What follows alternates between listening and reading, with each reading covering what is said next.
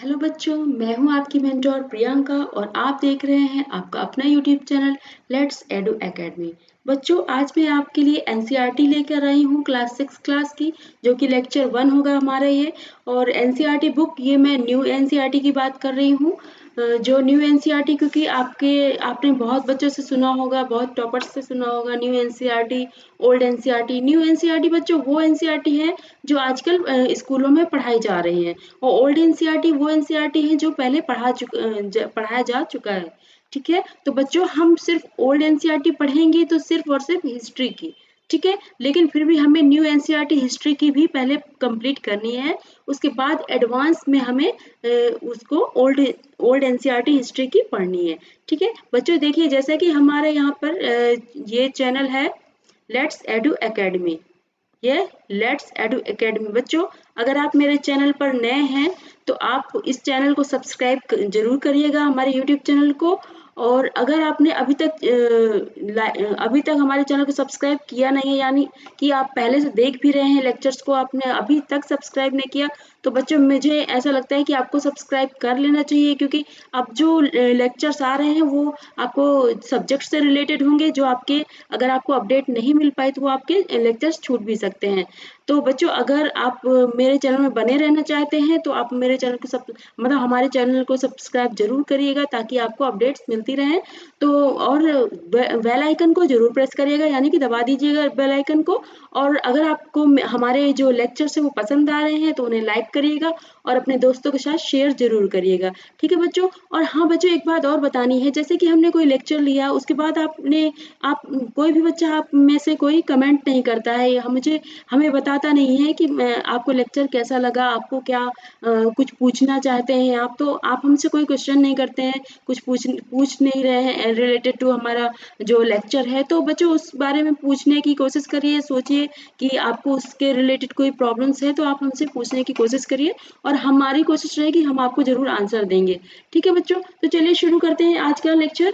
यहाँ पर हमारा चैनल का नाम हमने बता दिया है, और नेवर गिव अप। बच्चों, मेरे कहने का मतलब है कि नेवर गिव अप, मतलब हम कभी हार ना माने किसी भी। जैसे मान लीजिए आपने आज स्टार्ट किया है, आप ये मत सोच के बैठिए कि आपने अगर आज से स्टार्ट किया है तो आप चाहते हैं इस साल हो जाए, अगर नहीं होगा तो आप डिप्रेशन में आ जाएंगे। ऐसा कुछ मत करिएगा बच्चों, क्योंकि इसके लिए जो यूपीएससी है थोड़ा टाइम लेती है। कभी किसी किसी बच्चे को 1 साल में ही हो जाता है कंप्लीट, किसी का 2 साल 3 साल भी लग जाता है, यहाँ तक कि 5-6 साल भी बच्चों को लग जाता है।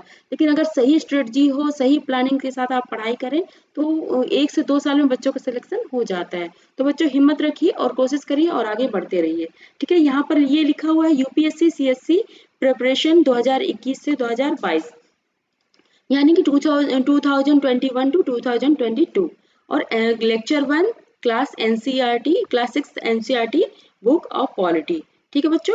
बच्चों, ये जैसा कि आपको ये चित्र दिख रहा है, जो ये साइकिल में एक ऊंचाई की ओर जाने का, तो बच्चों ये साइन मैंने इसलिए लगाया हुआ है कि जैसे आप इस समय बॉटम लेवल में हैं अपनी प्रिपरेशन का, तो ऐसे ही धीरे धीरे कर कर आप उस पीक पॉइंट तक पहुंच जाएं, जहां पर आपको इतना कॉन्फिडेंस हो जाए कि कैसा भी पेपर आ जाए एग्जाम में, वो आप उसे सॉल्व कर सकते हैं। ठीक है बच्चों, चलो ये बातें अब सारी काफी हो गई हैं। अब हम अपना जो लेक्चर है वो शुरू करते हैं। तो बच्चों, ये जो मैं पढ़ा रही हूँ न्यू एनसीईआरटी है, जैसा कि आप देख सकते हैं न्यू एनसीईआरटी बुक। हिंदी और इंग्लिश मीडियम दोनों तरह के बच्चों के लिए मैं यहाँ पर लेक्चर ले रही हूँ बच्चों। तो आपको इस बात के लिए घबराने की जरूरत नहीं है कि ये सिर्फ इंग्लिश मीडियम या हिंदी मीडियम से रिलेटेड लेक्चर है। ठीक है बच्चों। तो यहाँ पर लिखा हुआ ये जो बुक मैं पढ़ाने जा रही हूँ, इस बुक का नाम है, हिंदी में अगर बात करें तो सामाजिक एवं राजनीतिक जीवन फर्स्ट। बच्चों, अगर आपने मेरा बुक लिस्ट वाला लेक्चर देखा होगा तो आपको जरूर समझ आ गया होगा। लेक्चर 2 है, उसमें L2 लिखा होगा। तो बच्चों, वो आप देखिएगा जरूर, वहां पर आपको बुक लिस्ट जो भी है अभी तक जो प्रीलिम्स की और मेंस में भी वही बुक्स यूज होंगी आपको। ठीक है बच्चों। तो वो बुक लिस्ट वाला लेक्चर आप जरूर देखिएगा, तब आपको बहुत अच्छे से समझ आएगा जो आगे का प्रोसेस है हमारा। ठीक है। और इंग्लिश में इस बुक को कहते हैं सोशल एंड पॉलिटिकल लाइफ 1। ठीक है। तो यहाँ पर है क्लास 6 की एनसीईआरटी हम करने जा रहे हैं, न्यू एनसीईआरटी है और सब्जेक्ट क्या है, ये पॉलिटी से रिलेटेड है। बच्चों आपका जो प्रीलिम्स है, प्रीलिम्स का जो एक सेक्शन है पॉलिटी से है रिलेटेड, पॉलिटी एंड गवर्नेंस करके एक टॉपिक है, आप देख लीजिएगा। मैंने सिलेबस भी डिस्कस किया है, लेक्चर नंबर 1 में डिस्कस किया है, syllabus and pattern lecture number 1 में डिस्कस किया, आप उसको जरूर देखिएगा, ठीक है। तो आपको ज़्यादा अच्छे से हर चीज़ समझ में आ जाएगा। और हाँ, पॉलिटी बच्चों, पॉलिटी मेंस का जो एग्जाम है पेपर 2, जीएस पेपर 2, उसमें भी वो पूरा का पूरा पेपर जो है वो पॉलिटी से रिलेटेड है, पॉलिटी एंड गवर्नेंस, ठीक है। तो इस जो टॉपिक, इस सब्जेक्ट को बहुत ही अच्छे से पढ़ना है, क्योंकि मेंस में यही जो पेपर है 250 नंबर का पेपर आने वाला है, ठीक है। तो इस सब्जेक्ट को बहुत ही अच्छे से पढ़ लीजिएगा। अब मैं यहाँ से आगे शुरू करने जा रही हूँ एनसीईआरटी की बुक। बच्चों यहाँ पर ये जो कंटेंट है, यानी कि हिंदी में कहेंगे विषय सूची, ठीक है। विषय सूची मतलब कि आपने ये कितने टॉपिक हैं आपकी बुक में, एनसीईआरटी क्लास 6 की बुक जो है, यहाँ पर कौन सी बुक है आप एक बार फिर देख लीजिए, social and political life, first number class 6 की, ठीक है। तो उस बुक में ये जो विषय सूची है, यानी कि कंटेंट कौन कौन से कंटेंट क्या है ये बताया जा रहा है। पहली यूनिट है बच्चों डाइवर्सिटी, डाइवर्सिटी हिंदी वाले बच्चों के लिए ये मैं बता देती हूँ, डाइवर्सिटी मीन्स विविधता, ठीक है, विविधता। और यहाँ पर है चैप्टर 1, जस्ट 1 मिनट, चैप्टर 1 है अंडरस्टैंडिंग डाइवर्सिटी मीन्स विविधता की समझ, अंडरस्टैंडिंग डाइवर्सिटी चैप्टर 1 है। और चैप्टर 2 है डाइवर्सिटी एंड डिस्क्रिमिनेशन मीन्स विविधता एवं भेदभाव, मीन्स विविधता तो है ही लेकिन भेदभाव भी है उसमें, तो इसके बारे में हम यहाँ पर चैप्टर 2 में पढ़ेंगे। ये हमारे हो गई यूनिट 1 जो हम क्लास 6 की एनसीईआरटी में पढ़ने वाले हैं पॉलिटी की, ठीक है। और ये है यूनिट 2 गवर्नमेंट मीन्स सरकार, ठीक है। हिंदी में बच्चों, हिंदी और इंग्लिश में दोनों में बोल रही हूँ यहाँ पर, तो हिंदी और इंग्लिश वाले बच्चों दोनों के लिए समझने के लिए काफी अच्छा होगा, ठीक है। तो चैप्टर 3 है यहाँ पर व्हाट इज गवर्नमेंट मीन्स सरकार क्या है, ठीक है। यहाँ पर चैप्टर 4 है की elements of a democratic government, यानी कि लोकतांत्रिक सरकार के मुख्य तत्व, लोकतांत्रिक सरकार के मुख्य तत्व, इसको हिंदी में बोलेंगे। और यहाँ पर है unit 3 local government and administration means जो कि है स्थानीय सरकार और प्रशासन, लोकल गवर्नमेंट मतलब स्थानीय सरकार, एंड एडमिनिस्ट्रेशन मतलब प्रशासन, ठीक है। इस यूनिट में बच्चों 3 चैप्टर्स है, जो चैप्टर 5 इसके अंतर्गत आता है, इसका फर्स्ट चैप्टर 5 है पंचायती राज, चैप्टर 6 है रूरल एडमिनिस्ट्रेशन मीन्स जो गांव का ग्रामीण क्षेत्र में प्रशासन मतलब गांव का प्रशासन कैसा है वो यहाँ पर हम पढ़ेंगे। और लेसन चैप्टर 7 में हम पढ़ेंगे अर्बन एडमिनिस्ट्रेशन मीन्स नगर प्रशासन, मीन्स नगर में कैसा प्रशासन चलता है वो हम यहाँ पर पढ़ेंगे। यानी कि आपके 1, 2, 3 यूनिट हो गई। अब हम आते हैं यूनिट नंबर 4 में, लाइवलीहुड मीन्स उनकी जो आजीविकाएं हैं, क्या वो मतलब कैसे उनका भरण पोषण चलता है, यानी कि खाना पीना कैसे चलता है, उनके पास धन कैसे आता है, यानी कि मनी कैसे आती है, मनी कैसे आता है, ये सारी चीज इसमें हम डिस्कस करेंगे। चैप्टर 8 में रूरल लाइवलीहुड मीन्स ग्रामीण क्षेत्र में आजीविका, रूरल लाइवलीहुड मीन्स जो जैसे कि आप शॉप्स यहाँ पे सिटीज में आप देख सकते हैं, या तो शॉप होती है, लोगों के पास जॉब होती है, या तो मार्केट्स होते हैं, ठीक है, बड़े बड़े मार्केट्स होते हैं। तो उसके बारे तो गांव में कैसे क्या क्या साधन है, कैसे लोग अर्न कर सकते हैं, मनी कैसे अर्न कर सकते हैं, वो यहाँ पर दिखाया, यहाँ इस लेक्चर में हम पढ़ेंगे। यही हमारे चैप्टर 9 में भी है कि नगरीय क्षेत्र में कैसे मतलब चलता है, आजीविकाएं कैसे हो सकती हैं, कैसे प्राप्त होती हैं, नगर क्षेत्र में आजीविकाओं की क्या क्या साधन है, मीन्स क्या क्या आपकी फैसिलिटीज हैं, क्या क्या आप कर सकते हैं नगर में, तो वो आपको दिखाया, मीन्स अर्बन एरिया में क्या क्या आप कर सकते हैं, वो आप चैप्टर 9 में पढ़ेंगे, ठीक है बच्चों। तो ये था कंटेंट मीन्स विषय सूची। अब हम आगे चलते हैं यूनिट 1 में। आज हम यूनिट 1 का चैप्टर 1 शुरू करेंगे बच्चों, जो कि मैंने आपको बता दिया है, आप ध्यान से एक बार देख लीजिएगा सारी यूनिट्स को। और ये है यूनिट 1 डाइवर्सिटी चैप्टर 1, ठीक है बच्चों। ये जो मैंने कंटेंट बनाया है आपके लिए, जो ये पूरा है आपका, यानी कि आप का जो सिलेबस आपका जो बुक में है, मतलब टॉपिक पूरा एक मैं क्या कह सकती हूँ इसको मैं नोट्स, सॉरी नोट्स, नोट्स कहेंगे हम इसको। मैं काफ़ी कंफ्यूज थी मैं क्या बोलूँ, तो चलिए मैंने अब बता दिया, नोट्स कहेंगे हम इसको। चैप्टर 1 का जो नोट्स है, नोट्स आप अगर आप खुद से बनाना चाहें तो बना सकते हैं, लेकिन मुझे लगता है मैंने जो ये नोट्स बना के दिया है आपको, ये काफ़ी हद तक बिल्कुल काफ़ी अच्छा कंटेंट होगा आपके लिए। आप इसको पढ़िए, और अगर आप चाहेंगे तो मैं इसका नोट्स जो मैंने बनाया है ये मैं आपको अपने टेलीग्राम चैनल में प्रोवाइड करा दूंगी। बच्चों, मैं हमारे टेलीग्राम चैनल के लिए अगर आप ज्वाइन करना चाहते हो तो आप हमें लिख यहाँ पर टेलीग्राम में जाएंगे और लेट्स एडू एकेडमी लिखेंगे तो आपको हमारा चैनल मिल जाएगा, आप उसे ज्वाइन कर लीजिएगा। वहाँ पर मैं अपनी जो वीडियोस है या रिलेटेड टू एनी नोट्स है, कुछ भी है, तो वो मैं वहाँ पर आपके लिए अपलोड करूँगी, तो आप वहाँ से पा सकते हैं, मतलब गेट कर सकते हैं, ठीक है। तो चलिए अब शुरू करते हैं। अंडरस्टैंडिंग डाइवर्सिटी मतलब विविधता की समझ, विविधता की समझ। बच्चों, आप अगर आप में से मैं किसी बच्चे से पूछती हूँ कि मतलब आप क्या समझते हैं विविधता से, विविधता किसे कहते हैं, मतलब आप क्या समझते हैं कि व्हाट इज डाइवर्सिटी। आप खुद सोचिए, आप अपने घर से सोचिए, आप बाहर मत जाइए, घर के लोगों में सोचिए कि आप व्हाट इज डाइवर्सिटी मीन्स विविधता क्या है। आप खुद सोचिए, लॉजिक लगाइए कि क्या हो सकती है विविधता। Just 1 second, think about this. चलिए मैं बताती हूँ। यहाँ पर हम शुरू करते हैं, जो जो कि एनसीईआरटी की बुक में है वो मैं यहाँ पर शुरू करती हूँ। यहाँ पर इंट्रोडक्शन है। Look around you in the classroom, do you see anyone who looks exactly like you. आप जब अपने क्लास में बैठते हैं तो आप चारों तरफ घूम कर देखिएगा। जब आप कहीं पर भी, आप बचपन के बारे में सोचिए कि जब आप बचपन में थे, या तो फिर अगर आप एक बच्चे नहीं हैं तो आप अपने आसपास के लोगों के साथ, लोगों को देख सकते हैं कि क्या आप उन सब के जैसे हैं। ये आप एक बार देखिएगा, सोचिएगा, ठीक है। यही ये एनसीईआरटी की बुक में दिया हुआ है कि क्या ऐसा कुछ ऐसा होता है कि जो क्लास के जो बच्चे हैं क्या वो एक दूसरे के जैसे होते हैं, सिमिलर होते हैं क्या। तो अब इसके आगे लिखा है, in this chapter you will learn that people are different from each other in many ways. आप इस चैप्टर में पढ़ेंगे कि लोग कैसे एक दूसरे से अलग होते हैं, कैसे डिफरेंट डिफरेंट वे में, मतलब कई तरीके से लोग एक दूसरे से कैसे अलग होते हैं, वो आप इस चैप्टर में पढ़ेंगे, ठीक है बच्चों। तो ये आपको यहाँ पर एक इंट्रोडक्शन दे दिया गया कि आपके जो पूरे चैप्टर में है वो क्या है, वो आप यहाँ से समझ गए होंगे। यहाँ पर लिखा है, not only they look different but they might also belong to different regional, cultural और रिलीजियस बैकग्राउंड। यहाँ पर बच्चों लिखा हुआ है कि not only they look different, यानी कि वो दिखते ही नहीं है, वो अलग डिफरेंट, एक दूसरे से अलग दिखते ही नहीं है, लेकिन बल्कि वो एक दूसरे से डिफरेंट है कई तरीके से।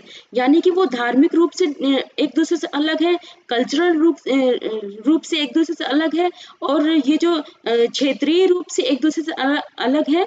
तो और जो उनका बैकग्राउंड है वो एक दूसरे का सबका एक अलग अलग बैकग्राउंड है, ठीक है बच्चों। तो यहाँ पर मुझे लगता है समझ में आ गया होगा आपको। यहाँ पर यहाँ तक, these differences enrich our lives in many ways and also make them more fun। यानी बच्चों यहाँ पर लिखा हुआ है, ये जो डिफरेंस है, हम एक दूसरे से अलग है, वो हमारे लिए बहुत इंटरेस्टिंग भी है, और हमें बहुत समृद्ध बनाता है।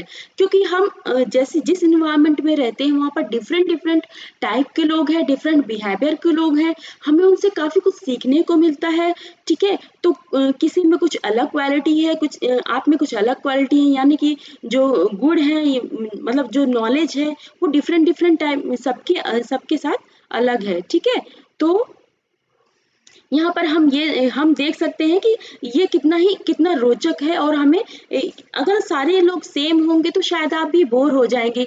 तो मान लीजिए आप कोई एक मूवी देख रहे हैं, आप बार बार उसी मूवी को देखते रहेंगे, तो क्या आप इतना एंजॉय कर पाएंगे, मे बी नहीं। या फिर कोई आप प्रोग्राम देख रहे हैं रियलिटी शो से रिलेटेड, आप वही प्रोग्राम बार बार देखते जाएंगे, तो क्या आपको इतना रोचक समझ में आएगा, कितना इतना आपको फन फील करेगा? नहीं, मुझे ऐसा लगता है कि नहीं। जब आप डिफरेंट डिफरेंट प्रोग्राम्स देख लेंगे, या फिर जो रियल प्रोग्राम रियलिटी प्रोग्राम्स आते हैं, या फिर आप एनीथिंग, मतलब आप एज अ एग्जांपल मैं बोल रही हूँ, आप कुछ भी ले सकते हैं कि आप सिमिलर चीज को बार बार नहीं कर सकते हैं, ठीक है? तो यही है कि आप अगर वही चीज आप दोहराते रहेंगे, मान लीजिए कोई बात आप बोल रहे हैं, किसी बात को बार बार दोहराएंगे, तो सामने वाला भी सुन के बोर हो जाएगा और फ्रस्ट्रेट हो जाएगा, ठीक है? तो इसलिए जब हम डिफरेंट डिफरेंट चीजें सुनते हैं, मान लीजिए आपने थोड़ी देर पढ़ाई किया, फिर थोड़ी देर गाने सुन लिए, थोड़ी देर घूम लिया, तो इससे क्या है, आप एक एंजॉयमेंट रहता है, आप फ्रस्ट्रेशन नहीं होती है, ठीक है? तो यही बात यहाँ पर कही जा रही है, these differences in rich, means जो डिफरेंसेस है, जो विविधताएं हैं, मतलब डाइवर्सिटी है, वो हमें क्या करती है, समृद्ध बनाती है, ठीक है? और हमें एक खुशनुमा माहौल देती है, ठीक है? अब आगे लिखा हुआ है यहाँ पर, ऑल दीज डिफरेंट पीपल, ये सारे विविध प्रकार के लोग, मीन्स डिफरेंट मीन्स भिन्न भिन्न प्रकार के लोग, who come from all kind of background, जो कि डिफरेंट डिफरेंट टाइप के बैकग्राउंड से बिलोंग करते हैं, यानी कि बैकग्राउंड मतलब कि उनका जो क्या रहा है, उनके जो पूर्वज उनके कैसे थे, उनकी कास्ट क्या है, उनका उनका जो रहन सहन है वो कैसा है, ये सारा चीज डिफरेंट डिफरेंट है, ठीक है? And belong to all kind, यहाँ पर लिखा हुआ है and belong to all kinds of regional religions and cultures help to make India so interesting and so diverse.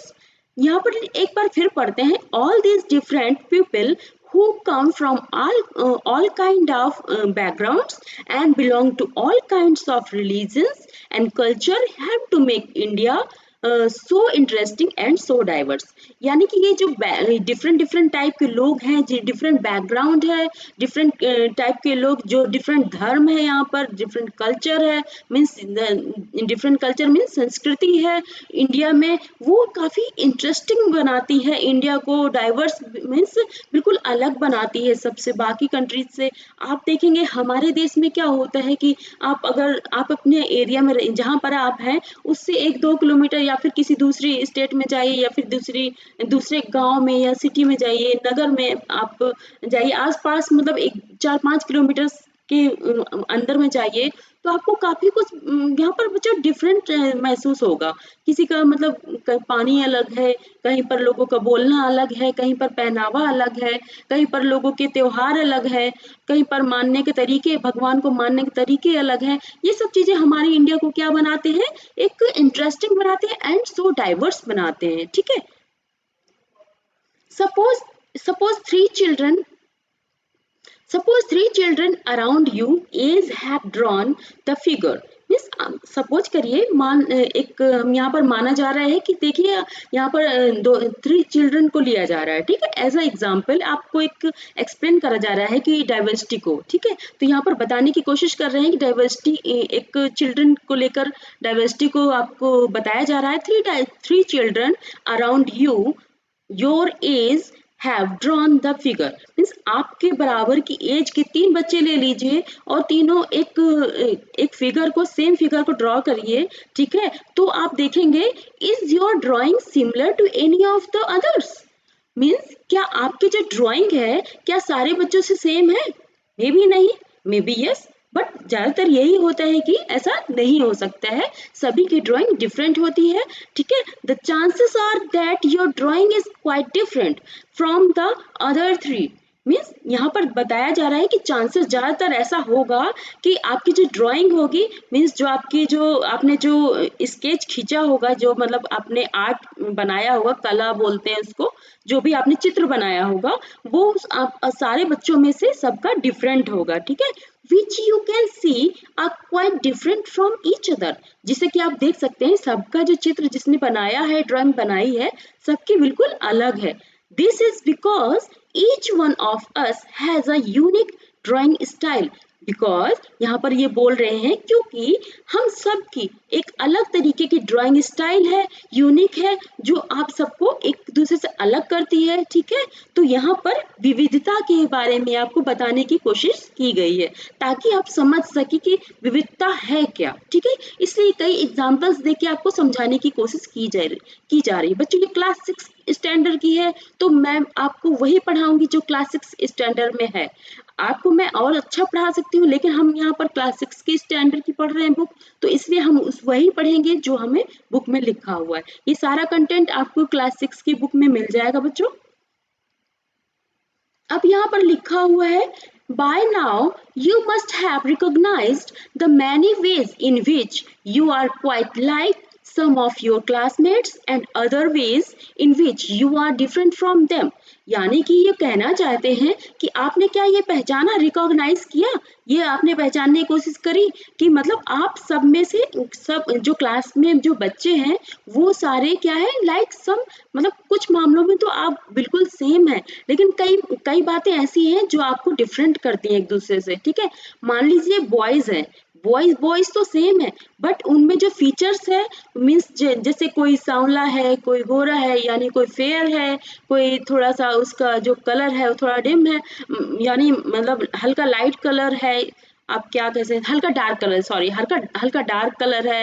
ऐसा डिफरेंट डिफरेंट वे के मतलब कलर्स हो सकते हैं, बट मतलब यानी कि ज्यादा कलर तो नहीं है, थोड़ा सा गेहुआ कलर या फिर हल्का हल्का मतलब डार्क कलर, या ऐसे ही होता है, या तो फिर बहुत ही अच्छे, बहुत ही वाइट कलर, ऐसा कुछ होता है। तो ज्यादातर ऐसे ही अपने इंडिया में तो ऐसे ही लोग होते हैं। अगर आप अदर कंट्री में देखें तो आपको डिफरेंट लोग मतलब मिल जाएंगे। तो आप अगर मान लीजिए अपनी इंडिया की अपने मतलब अगर आप डाइवर्सिटी को वर्ल्ड लेवल में समझना चाहते हैं तो बच्चों आप समझ सकते हैं कि ह्यूमन में क्या है, boy, child, girl, women, means women है एंड मेन है, सारे सेम सेम है, मतलब मेन मेन मेन है तो मेन है, मतलब आदमी आदमी सेम है, बच्चे बच्चे एक तरह के लगते हैं, और जो गर्ल्स हैं गर्ल्स गर्ल्स एक तरह के लगते हैं, लेकिन उनमें कुछ फीचर्स हैं, कुछ उनमें क्या बोल सकते हैं उसमें, मतलब आप पहचानेंगे उनको डिफरेंट तरीके के होते हैं। आप अगर कहीं कहीं पर जाएंगे तो आप समझ जाएंगे ये हमारे लगभग इंडिया का है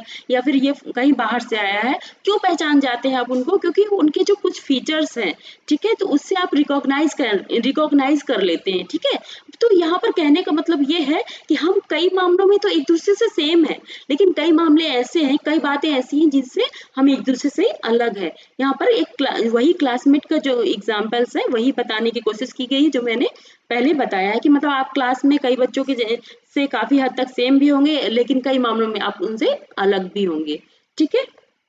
ये एक तरह से आपको डाइवर्सिटी के बारे में एक्सप्लेन किया जा रहा है ताकि आप काफी हद तक अच्छे से समझ जाए कि व्हाट इज द डाइवर्सिटी, ठीक है।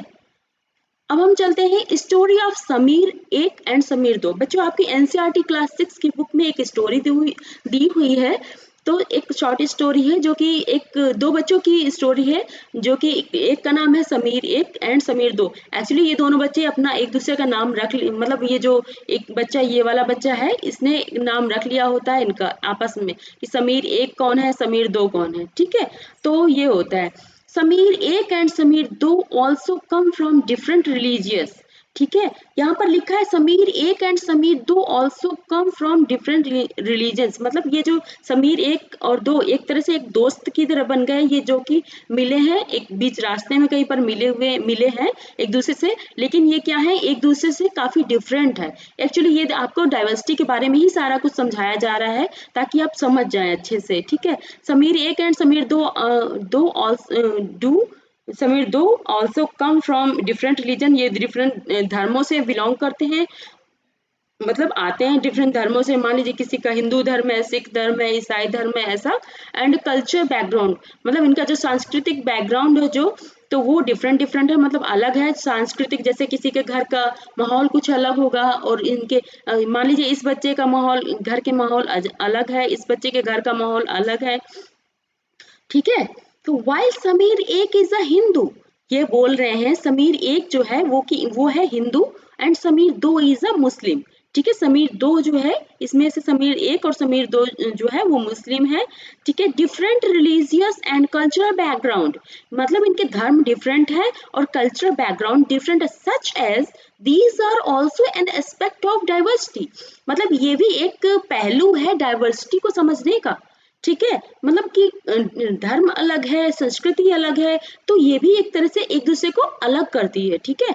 यहाँ पर एस्पेक्ट मीन्स पहलू होता है बच्चों। यहाँ पर मैंने थोड़ा वोकैब जो थोड़ा टफ वोकैब होगी, आप देखिए बच्चों क्या होता है, हर सब्जेक्ट की अपनी एक वोकैब होती है, वो वोकैबुलरी होती है मतलब, ठीक है। तो आप ये आपको बहुत अच्छी इंग्लिश आती होगी, बहुत कुछ आता होगा, लेकिन कुछ सब्जेक्ट से रिलेटेड वोकैब्स होती हैं जो सभी को नहीं आ पाती। जब आप उस सब्जेक्ट को पढ़ते हैं तभी आप उसको समझ पाते हैं। तो मैं यहाँ पर बच्चों क्या करूँगी, जो हमारा जो मेरा जो नोट्स है जो आपको प्रोवाइड करा रही हूँ, उसमें आपको साथ के साथ जो टफ मुझे लग रहा है कि हाँ ये बच्चे यहाँ पर अटक सकते हैं इस वोकैब के लिए, तो आपको ढूंढना पड़ेगा। इससे अच्छा है कि मैं यहाँ पर लिख देती हूँ। तो बच्चों मैंने यहाँ पर लिख दिया है एस्पेक्ट मीन्स पहलू, ठीक है। इससे क्या है, जब आप पढ़ेंगे आपको याद भी हो जाएगा, ठीक है। अब आगे चलते हैं, क्या हुआ। In addition to their diverse religions and culture background, मतलब कि ये जो दो बच्चे हैं इनका जो रिलीजन और जो कल्चर बैकग्राउंड है वो डिफरेंट है। There are other ways in which Sameer 1 and Sameer 2 और डिफरेंट फ्रॉम ईच अदर, ये दोनों एक दूसरे से डिफरेंट है कई तरीके से, मतलब कई वेज से डिफरेंट है। For example while Sameer 1 goes to school, यानी कि जो समीर 1 है वो स्कूल जाता है और समीर 2 सेल्स न्यूज़पेपर। बच्चों यहाँ पर देखिए जो समीर 1 है, समीर 1 ये इस बच्चे के लिए कह रहे हैं, इस बच्चे का नाम है समीर 1, ठीक है। यहाँ पर मैं थोड़ा पेन चेंज कर लेती हूँ। ये बच्चा जो है, ये बच्चा है, ये समीर 1 है और ये समीर 2 है, ठीक है। क्योंकि ये जो बच्चा है ये न्यूज़पेपर बेच रहा है और ये बच्चा है न्यूज़पेपर इससे खरीद रहा है, ठीक है। तो यहाँ पर अब देखिए, मतलब एक बेच रहा है और एक खरीद रहा है, यानी कि जो बेच रहा है वो तो न्यूज़पेपर ही बेच रहा है, और जो खरीद रहा है वो बच्चा स्कूल भी जाता है, यानी कि समीर 1 जो है वो स्कूल भी जाता है। यहाँ पर लिखा है here we are talking not of difference but of inequality. यहाँ पर जो राइटर है एनसीईआरटी की दिस लेक्चर का, ये जो लेसन है इसका इसके जो राइटर है वो बोल रहे हैं here we are talking not of difference, यानी कि हम जो बताना चाहते हैं बच्चों आपको, वो हम आपको अंतर नहीं बता रहे हैं इन दोनों के बीच में, बल्कि हम आपको इनइक्वालिटी समझाना चाहते हैं। What is the inequality means, असमानता क्या है, एक्चुअली ये समझाना चाहते हैं आपको असमानता क्या है। Inequality comes about when a person doesn't have the resources and opportunities that are available to other person। यानी कि बच्चों यहाँ पर बताया जा रहा है inequality comes, inequality कब आती है, inequality कब आती है, inequality comes about when a person, यानी कि जब एक व्यक्ति के पास, जब एक बच्चे के पास does not have the resources, यानी कि संसाधन नहीं है, रिसोर्सेज मतलब संसाधन नहीं है, एंड अपॉर्चुनिटीज नहीं है, यानी कि अवसर नहीं है। यानी कि जैसे एक बच्चे के पास संसाधन भी है और अवसर भी है, और एक बच्चा है जिसके पास संसाधन भी नहीं है और अवसर भी नहीं है। जैसे कि हमने पढ़ा है एग्जाम्पल समीर 1 एंड समीर 2। इस समीर 1 के पास क्या है, संसाधन भी है और अवसर भी है, यानी कि उसके पास सारी फैसिलिटीज है उसकी फैमिली में, और अच्छे से उसकी लाइफ स्टाइल अच्छी है, जीवन शैली जो है बहुत अच्छी है, और वो पढ़ाई भी कर पा रहा है, ठीक है। That are available to other person, यानी कि जो एक पर्सन के पास है वो दूसरे पर्सन के पास नहीं है, यानी कि एक हाई लेवल में है और एक लो लेवल में। यानी कि समीर 1 समझ लीजिए आपको यहाँ जो उसकी फैसिलिटीज और रिसोर्सेज अपॉर्चुनिटीज के अकॉर्डिंग है, और ये है समीर 2, ठीक है। ये समीर 1 है और ये समीर 2, ठीक है। तो सोचिए ये इनइक्वालिटी मीन्स असमानता, इन दोनों के बीच में कितनी असमानता है। जब ये देखिए, जब ये बच्चा बड़ा होगा तो ये काफी अच्छी जॉब भी कर सकता है, और अगर ये बच्चा ऐसे ही न्यूज़पेपर या फिर ऐसे ही छोटे मोटे कामों में लगे रहेंगे, नहीं पढ़ पाएंगे आगे किसी वजह से, अगर इनके पास रिसोर्सेज नहीं है तो वो बच्चे शायद आगे नहीं पढ़ पाए। लेकिन हाँ, ये बच्चा भी बढ़ सकता है अगर इसको कोई फैसिलिटीज रिसोर्सेज प्रोवाइड करा देगा तो ये बच्चा भी पढ़ सकता है, क्योंकि सारे बच्चे होशियार होते हैं, समझदार होते हैं। तो इसलिए जब अगर इसकी जो इनइक्वालिटी कब आती, कोई प्रॉब्लम्स होती है किस तरह की रिसोर्सेज की, यानी कि उसके पास रुपया होगा, उसके पेरेंट्स के पास, उसके पेरेंट के पास नहीं होगा, मतलब 1 के पास तो होगा, 2 के पास नहीं है, तो ऑब्वियसली 2 जो पेरेंट 2 है तो जो बच्चा 2 नंबर का बच्चा है, समीर 2 है, तो वो क्या है, वो आगे नहीं बढ़ पाएगा। तो ऑब्वियसली वो उसकी जो लाइफ स्टाइल है आगे की भी वैसी ही रहेगी जैसे कि आज है, ठीक है। हाँ, अगर वो ऐसा कर सकता है कि अगर वो जो अखबार बेच रहा है उस अखबार के जो रुपया है उसको सेव करे और सही जगह लगाए, स्कूल भी जाए साथ में, और तो इससे क्या है, उसको जो प्रॉब्लम्स है वो भी उसकी सॉल्व हो जा रही है और वो पढ़ाई भी कर ले रहा है, तब तो यहाँ पर ठीक है। तो इनइक्वालिटी मानी जा सकती है कि इनइक्वालिटी एक ना एक दिन आ जाएगी, लेकिन यहाँ पर बच्चों आपको समझाया जा रहा है इनइक्वल, मतलब सॉरी, इक्वालिटी आ ही जाएगी, लेकिन यहाँ पर समझाया जा रहा है इनइक्वालिटी मतलब असमानता। अभी के हिसाब से असमानता क्या है वो यहाँ पर समझाया गया है, ठीक है बच्चों। यहाँ पर लिखा हुआ the caste system is another example of inequality. बच्चों, कास्ट सिस्टम से भी इनइक्वालिटी आती है, यानी कि असमानता आती है, ठीक है। कि जैसे हमारे समाज में या फिर कई फॉरेन कंट्री में भी कई मतलब ऐसा है कि समाज बटे हुए हैं एक दूसरे से, कोई अपने आप को ज्यादा ऊंचा समझता है, कोई अपने आप को छोटा समझता है, यानी ऐसे समाज बटे हुए हैं एक दूसरे से, ठीक है। ये कास्ट सिस्टम है, काफी पुराने समय से चला आ रहा है, और मे भी कुछ लोग जो पढ़ लिख गए हैं वो इसको बदलने की कोशिश भी कर रहे हैं, लेकिन कुछ जो रूढ़िवादी बातें होती हैं इसकी वजह से आगे लोग नहीं बढ़ पाते और कास्ट सिस्टम में ही आगे बढ़ते जाते हैं, जैसा कि हमारा पुराना प्राचीन का यानी कि जो समय था एक जब ये कास्ट सिस्टम बनाया गया था, तब से वैसे ही आगे बढ़ता चला जा रहा है। तो यहाँ पर ये कहना चाहते हैं कि जो कास्ट सिस्टम है उससे भी असमानता आपको दिखती है। आप न्यूज़पेपर पढ़ेंगे, आपको काफी ऐसी न्यूज मिलेंगी जिससे आप समझ सकते हैं कि कास्ट सिस्टम में कितनी ज्यादा असमानता है, ठीक है बच्चों। मुझे उम्मीद है कि आपको यहाँ तक समझ आ गया होगा। अगर आपको कोई बात नहीं समझ आई है तो बच्चों आप कमेंट बॉक्स में बेझिझक पूछ लीजिएगा मुझसे, ठीक है। Regarding this lecture only, okay. What is diversity, मतलब आप इस लेक्चर के लिए, आप इस लेक्चर से रिलेटेड अगर कोई बात है तो आप मुझसे पूछ सकते हैं। What is diversity add to our life. बच्चों, डाइवर्सिटी जो है, विविधता जो है, हमारी लाइफ में क्या मायने रखती है, ये चीज मैंने पहले भी आपको समझा दी है, लेकिन मैं दोबारा से बताती हूँ।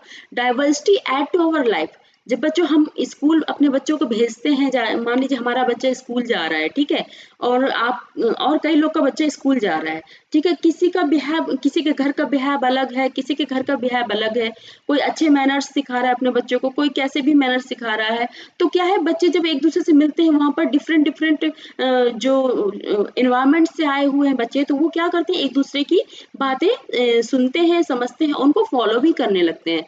तो ये है कि अगर हम आपने सुना होगा, जैसी संगत वैसी रंगत, मतलब अगर आप सही लोगों के साथ रहेंगे तो आप क्या होगा, आपका जो बिहेवियर है आप वैसे ही बनते जाएंगे, और अगर आप गलत मतलब लोगों के साथ रहोगे तो आप कैसे होगे, उनके जैसे ही बनते चले जाएंगे, ठीक है। तो ये कहने का मतलब डाइवर्सिटी हमारे लिए क्या मायने रखती है, ठीक है। अब आगे बढ़ते हैं।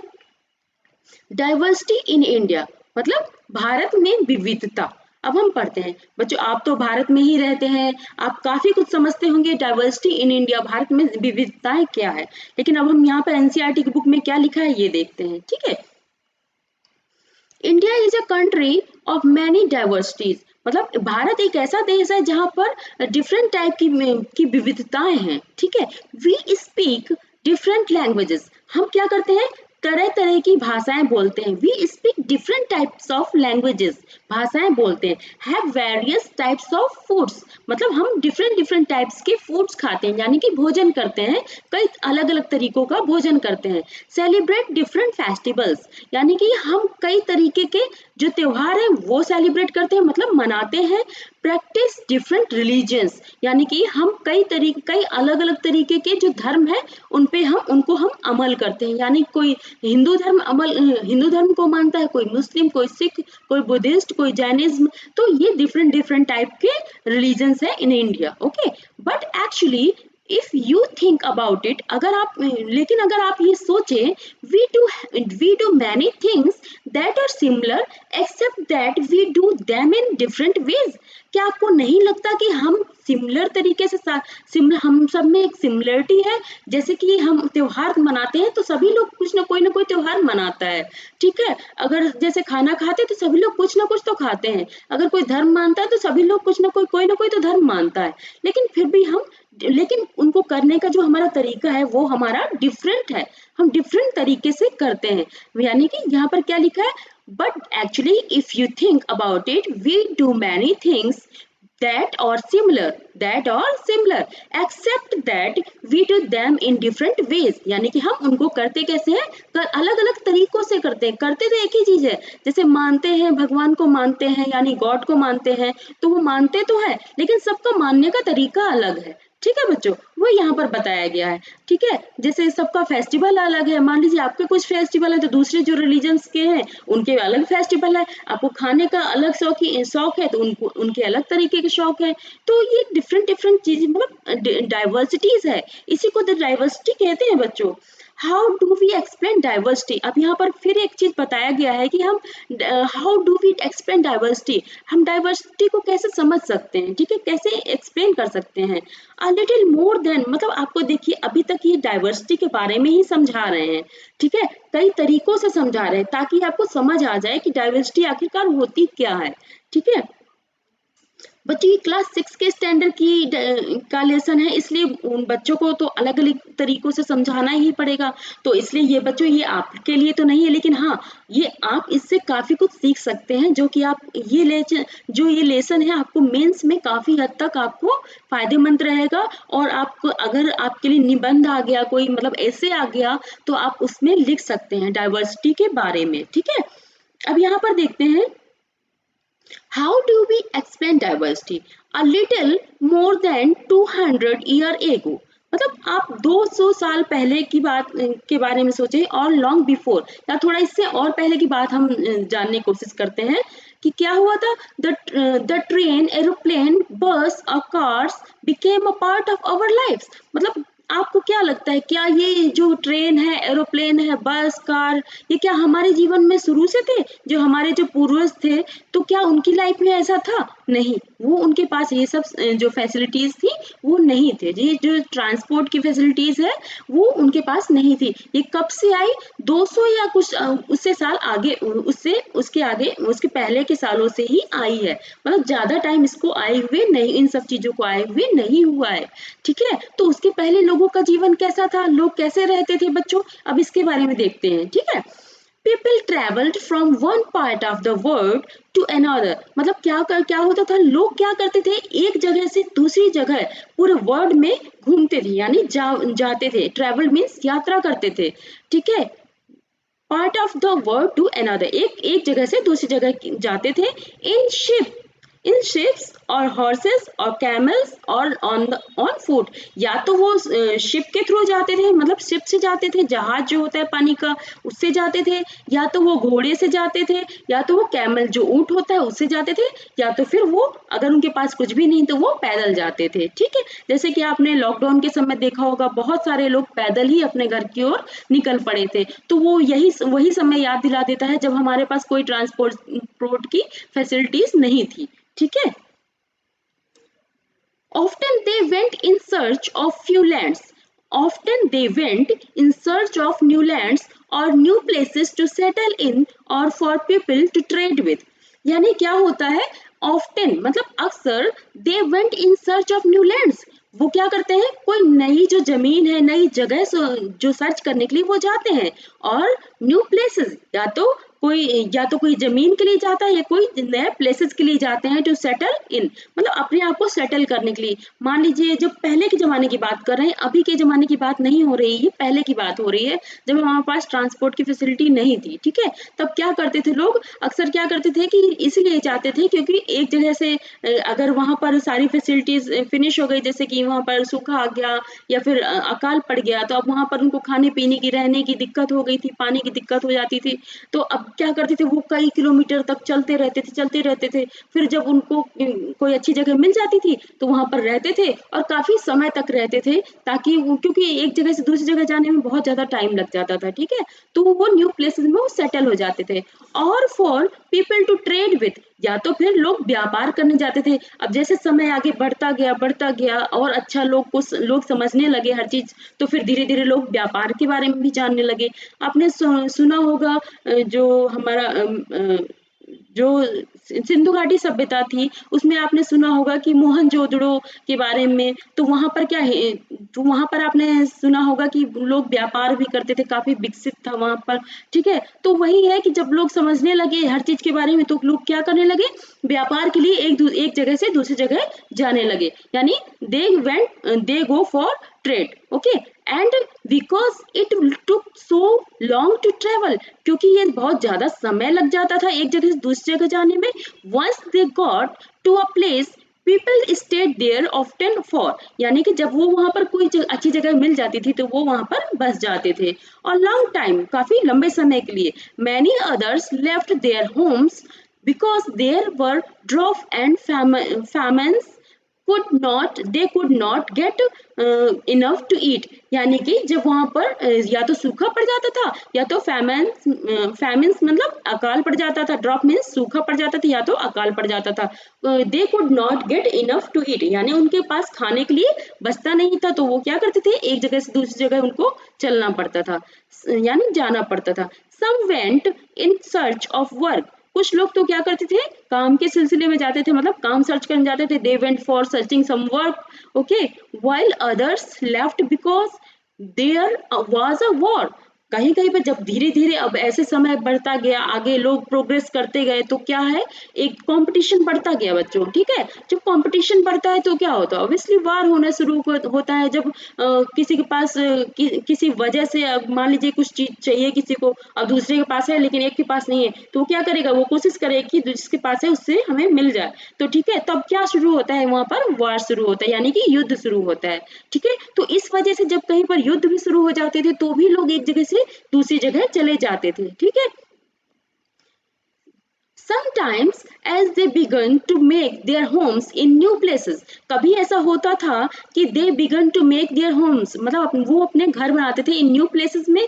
people began to change a little and at other time they managed to do things in the old ways। बच्चों क्या होता है, जब हम कहीं पर, मान लीजिए आप जहाँ पर हैं, मान लीजिए आप कहीं और जाएंगे, तो आप जहाँ भी जाएंगे तो कुछ तो बातें आप वहाँ की सीख लेंगे, और कुछ बातें जो वहाँ के लोग हो वो आपसे सीख लेंगे।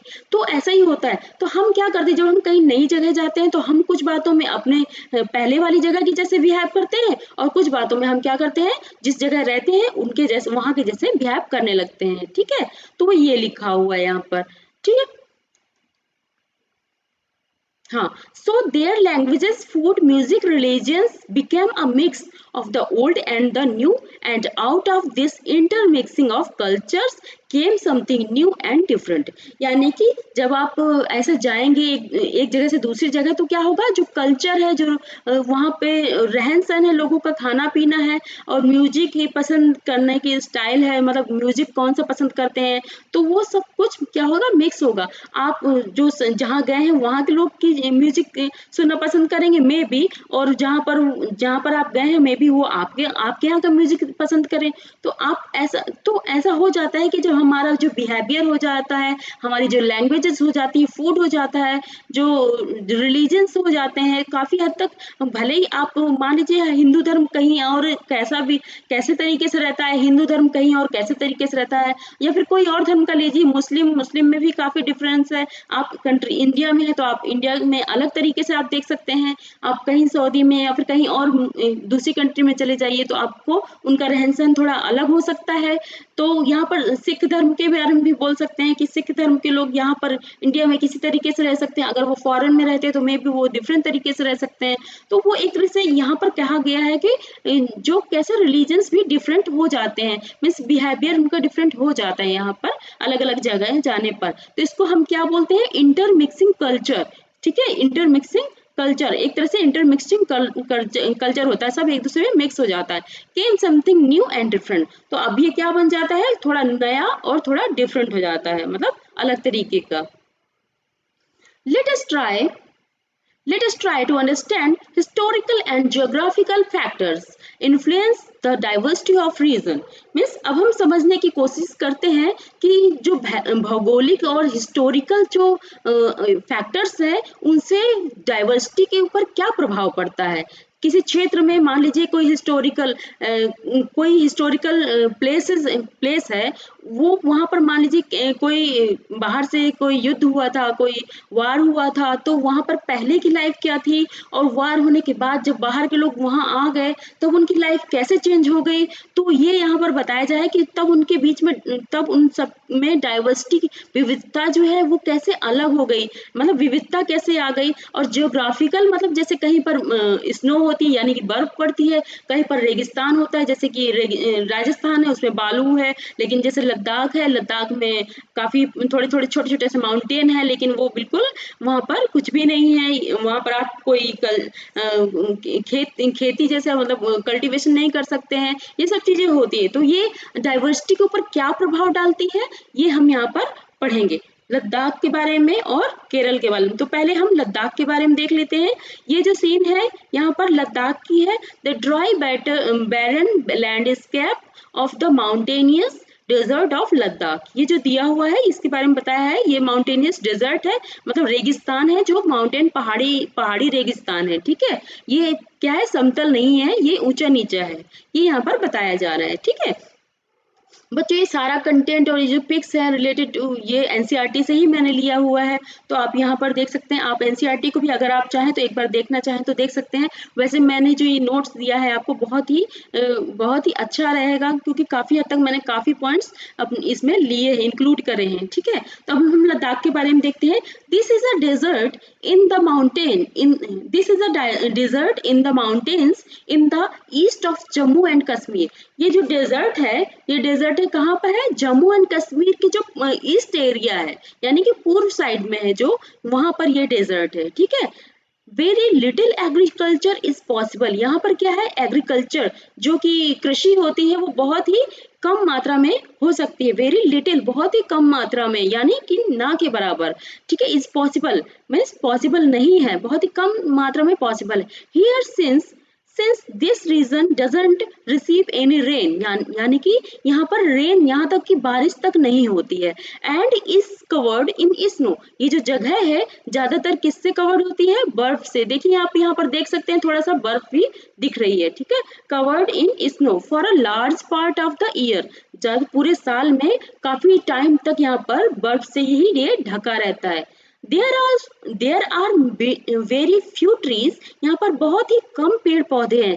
That can grow in the region, means जो कि इस क्षेत्र में क्या है, उगते हैं। फॉर ड्रिंकिंग वाटर, फॉर मतलब ये पीने के पानी के लिए, people depend on the melting snow, जो यहाँ के लोग हैं वो किस पर डिपेंड करते हैं, मेल्टिंग वाटर, जो बर्फ है उसको जब वो पिघलती है उस पर डिपेंड करते हैं। और वो कब पिघलती है, ड्यूरिंग द समर मंथ्स, जब गर्मियों का मौसम आता है बच्चों, तब यहाँ पर बर्फ पिघलती है। तो उस पानी को ये लोग क्या करते हैं, ऑब्वियसली कहीं ना कहीं स्टोर करके रखते होंगे, मतलब सेव करके बचा कर रखते होंगे, ताकि जब अदर मौसम में हो, गर्मियों के अलावा जो मौसम आते हैं, क्योंकि यहाँ पर आपको लिखा ही है कि रेन नहीं होती है यहाँ पर, ठीक है। तो ऑब्वियसली वो पीने का पानी कहाँ से आएगा, तो इसलिए वो लोग कहीं ना कहीं स्टोर करके वहाँ वो लोग रखते होंगे। तो इससे उनका पूरे साल का पानी पीने का जो होता है, पानी पी सकते हैं इससे, ठीक है। अब आगे क्या लिखा हुआ है, people here keep sheep and goats, यहाँ के लोग क्या करते हैं कि शीप मीन्स जो शीप होती है और गोट होती है, बकरी होती है, और शीप को कुछ बोलते हैं, ध्यान नहीं आ रहा मुझे, शीप एंड गोट होती है, उसे लोग यहाँ के पालते हैं, ठीक है। The goats in this region are special because they produce pashmina wool. जो ये गोट होती है यहाँ की बहुत ही डिफरेंट होती है, बहुत ही स्पेशल होती है। सॉरी, याद आ गया, शीप मतलब भेड़ होता है, इसको भेड़ कहते हैं, ठीक है। भेड़ एंड बकरी, the goat in this region, मतलब बकरियां इन इस क्षेत्र की जो बकरियां हैं और स्पेशल, मतलब स्पेशल है, बहुत ही special, because they produce pashmina wools. It's mean they want to say that जो जो यहाँ की गोट है, their goat are very special because they produce pashmina wool. जो पश्मीना वूल होती है, जो ऊनी एक ऊन होता है एक पश्मीना नाम का, वो बहुत ही कीमती होता है, मीन्स प्रीशियस होता है, जो कि ये जो गोट है वो प्रोड्यूस कराती है। This wool is prized and pashmina shawl cost a lot of money. Means जो जो पश्मीना सॉल होती है वो बहुत ही महंगी आती है, ठीक है। ये बताया जा रहा है ये जो वूल है वो भी बहुत महंगा बिकता है, जो कि कहाँ पाया जाता है, लद्दाख क्षेत्र में पाया जाता है। लद्दाख के लोग इस बकरी को पालते हैं और वहाँ के लोग से ही ये लोग जो खरीद जो सॉल बनाते हैं, वो लोग वो जो व्यापारी होते हैं वो उनसे खरीदते हैं। तो people in Ladakh carefully collect the वूल। जो लद्दाख के जो लोग हैं बहुत ही ध्यान से इस जो वूल को कलेक्ट करते हैं, मतलब इकट्ठा करते हैं, of the goats and sell this to traders from Kashmir. जो कि कश्मीर के जो व्यापारी होते हैं उनको ये जो वूल होता है वो उनको बेच देते हैं। क्यों? क्योंकि जब वो जो कश्मीर के जो व्यापारी हैं वो क्या करते हैं, पश्मीना शॉल बनाते हैं, ठीक है, जो कि काफी महंगी होती है, काफी अच्छी बिकती है। The people eat meat. यहाँ के लोग क्या करते हैं, मीट खाना पसंद करते हैं। एंड मिल्क प्रोडक्ट्स, जैसे कि मिल्क प्रोडक्ट्स को भी खाना पसंद करते हैं, लाइक चीज एंड बटर। यहाँ के लोग क्या करते हैं कि यहाँ पर मीट खाना पसंद करते हैं और जो मिल्क से बने हुए प्रोडक्ट हैं उन्हें लेना पसंद करते हैं, जैसे कि बनाना पसंद करते हैं, खाना पसंद करते हैं, चीज हो गया, बटर हो गया।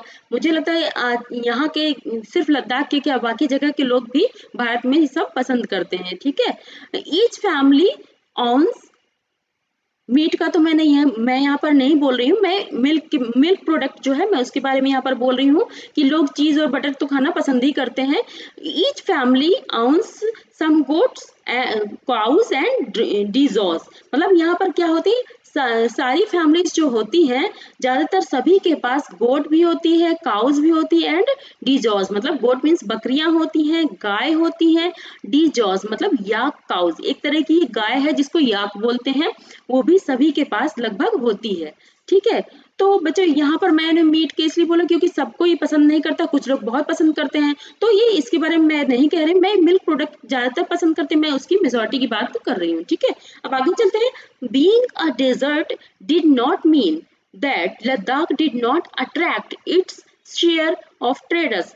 यहाँ पर बच्चों बताया गया है कि जो अगर लद्दाख डेजर्ट है इसका मतलब ये नहीं है कि यहाँ पर व्यापारी अट्रैक्ट नहीं होते हैं, यानी कि आकर्षित नहीं होते यहाँ जाने के लिए।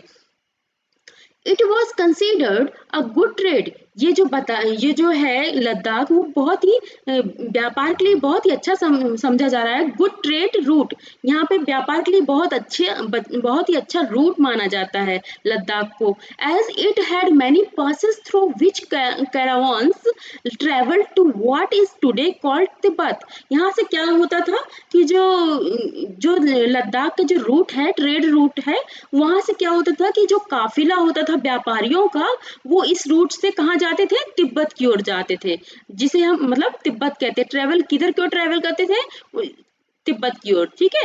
दीज कैरावान्स, कैरावान्स मतलब काफिला। बच्चों ये चीज ध्यान दीजिएगा, मैंने जो थोड़ा टफ वो कैब यहाँ पर लिख दी है ताकि आप सबको समझ में आ जाए कि आपको वो कैब ढूंढना ना पड़े, ठीक है। तो अब यहाँ पर लिखा है these caravans carry textiles and spices, raw silk and carpets.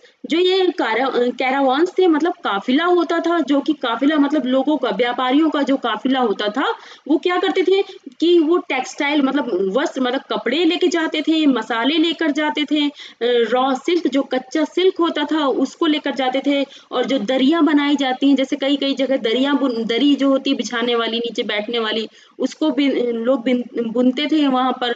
तो लोग लद्दाख से कहाँ जाते थे, तिब्बत की ओर लेकर जाते थे, ठीक है। इस रूट से, किस रूट से, इस ट्रेड रूट से जो कि लद्दाख में है, ठीक है।